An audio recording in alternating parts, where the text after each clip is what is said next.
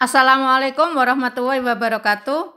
Sekarang kita akan mempelajari gerak pada hewan dan tumbuhan.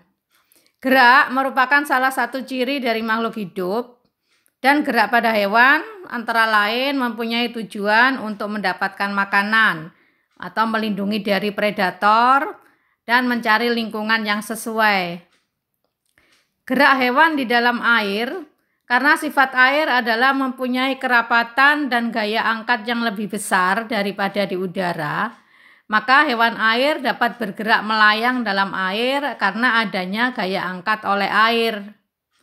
Ciri-ciri gerak hewan air: alat gerak berupa sirip, terdapat sirip tambahan untuk menjaga keseimbangan. Bentuk tubuhnya torpedo, ini untuk memudahkan bergerak melawan arus air, dan memiliki gelembung renang.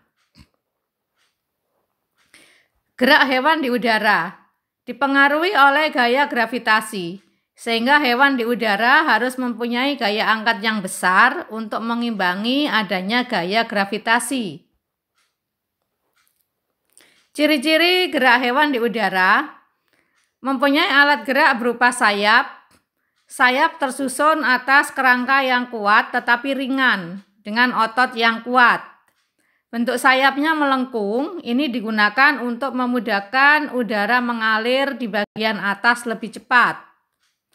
Ketika sayap dikepakkan, udara akan mengalir ke bawah dan timbul gaya yang berlawanan arah, sehingga burung terangkat.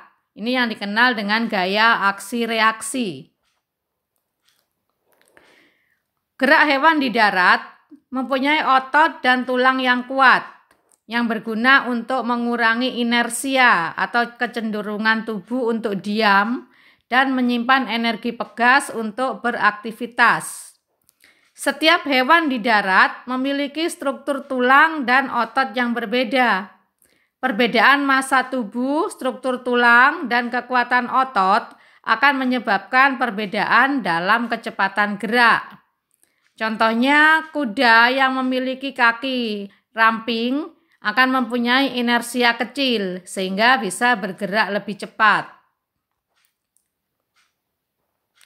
Gerak pada tumbuhan ini sebetulnya berbeda dengan gerak pada manusia dan hewan yang bisa berpindah tempat sehingga dikatakan sebagai gerak aktif. Untuk gerak pada tumbuhan ini disebut sebagai gerak pasif. Berdasarkan asal datangnya rangsang, gerak pada tumbuhan dibedakan menjadi 3. Yang pertama adalah gerak endonom. Ini gerak yang terjadi karena adanya rangsang dari dalam tubuh tumbuhan itu sendiri. Contohnya, gerak kloroplas pada sitoplasma tumbuhan hidrilla. Kemudian yang kedua adalah gerak higroskopis. Ini gerak yang terjadi karena adanya perubahan kadar air di dalam sel. Contohnya, gerak membukanya dinding sporangium pada tumbuhan paku, atau gerak membukanya buah polong, misalnya kedelai. Yang ketiga adalah gerak esionom. Ini gerak yang terjadi karena adanya rangsang dari luar tubuh tumbuhan atau rangsang dari lingkungannya, yang dibedakan lagi menjadi 3 macam. Yang pertama adalah gerak tropisme atau gerak tropi. Ini arah geraknya dipengaruhi arah datangnya rangsang dari luar. Disebut sebagai tropisme positif apabila bergerak mendekati arah rangsang. Tetapi kalau bergerak menjauhi arah rangsang, maka dikatakan sebagai tropisme negatif. Berdasarkan jenis rangsangnya, maka gerak tropi juga dibedakan lagi menjadi 4 macam. Yang pertama adalah fototropi. Ini gerak tropi yang dipengaruhi oleh rangsang cahaya. Misalnya ujung batang tumbuhan yang bertumbuh menuju arah datangnya cahaya. Bila mendekati cahaya disebut fototropi positif, begitu juga sebaliknya. Kemudian geotropi, ini gerak tropi yang dipengaruhi oleh rangsang gravitasi bumi.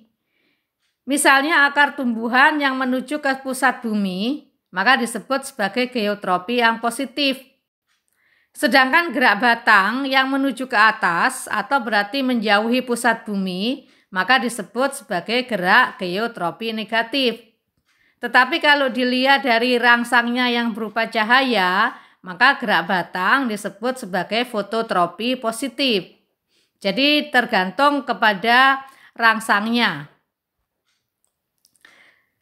Hidrotropisme ini gerak tropi yang dipengaruhi oleh rangsang yang berupa air.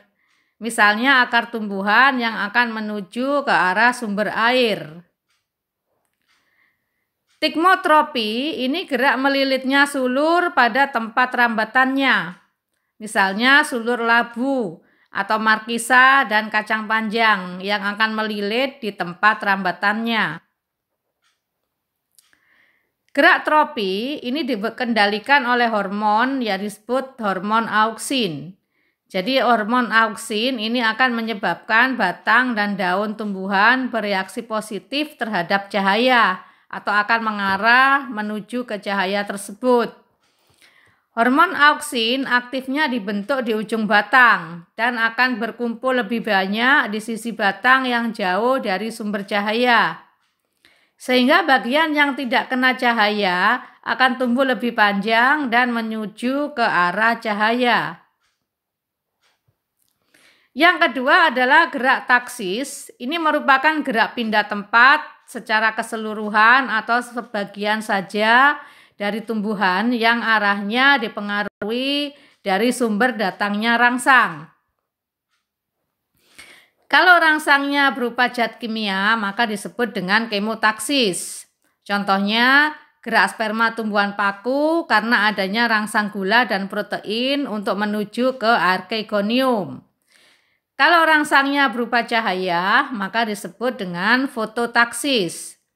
Contohnya gerak Euglena yang akan mendekati dan menjauhi cahaya.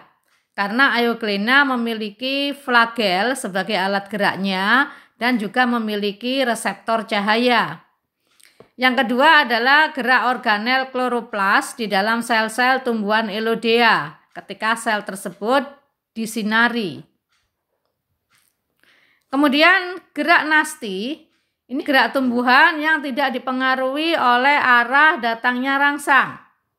Yang pertama adalah seismonasti, ini gerak nasti karena rangsang sentuhan atau getaran.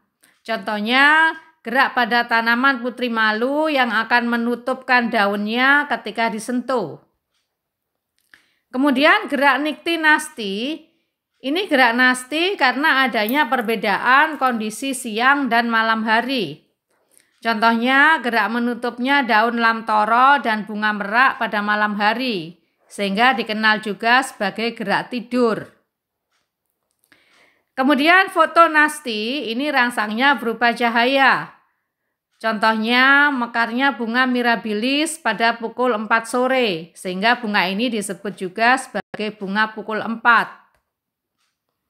Kemudian termonasti, ini karena adanya rangsang suhu.